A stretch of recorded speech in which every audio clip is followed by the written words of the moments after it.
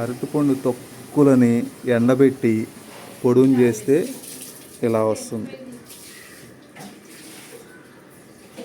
ఇట్లా మొక్కలకి ఎరువులుగా వాడచ్చు. కోడిగుడ్డు గుల్లలను కూడా పొడుని చేసి ఇలా వస్తుంది.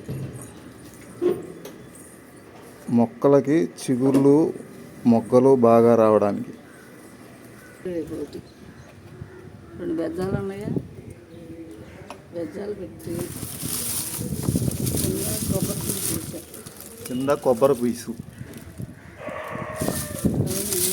పైన ఎండిపోయిన ఆకులు,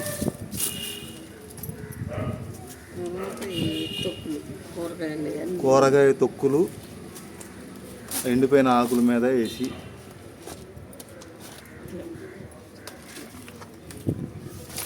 ఉల్లిపాయ తొక్కులు, పాడైపోయిన ఫ్రూట్స్,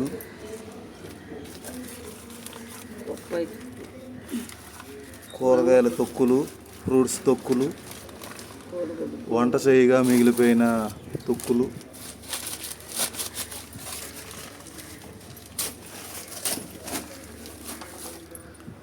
అన్నీ ఒక డబ్బాలో వేసి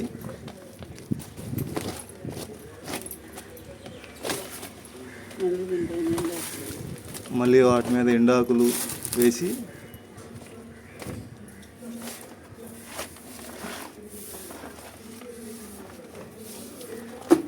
అవి పైకి కనిపించకుండా మట్టితో పూడ్చినట్టుగా మట్టి జల్లినా సరిపోతుంది.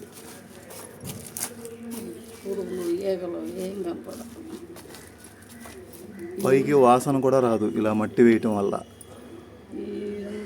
రసం ఇందులోకి దిగుతాయి.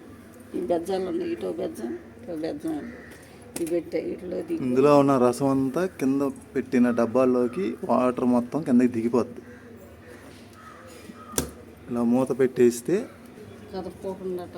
ఇంకా మిగిలిన ఖాళీని కూడా వేరే తొక్కులతో నింపి పైన మట్టి జల్లి మూత పెట్టి ఒక 20 రోజుల పాటు కదపకుండా మూత పెట్టి అలా ఉంచేస్తే ఇందులో ఉన్న నీరు మొత్తం దిగిపోయి లోపల వర్మీ కంపోస్ట్ తయారవుతుంది. అన్నిటికంటే ఎరువుల కంటే కూడా బలమైన వర్మీ కంపోస్ట్ తయారు చేయడం ఇలా. నీళ్ళు కలుపుకొని ఈ దిగిన నీరు కూడా ఆ కింద దిగిన నీళ్ళను కూడా జాగ్రత్త చేసుకుని మొక్కలకి పోస్తే ఏర్లు బలంగా నిండుగా ఎదుగుతుంది చెట్టు కూడా.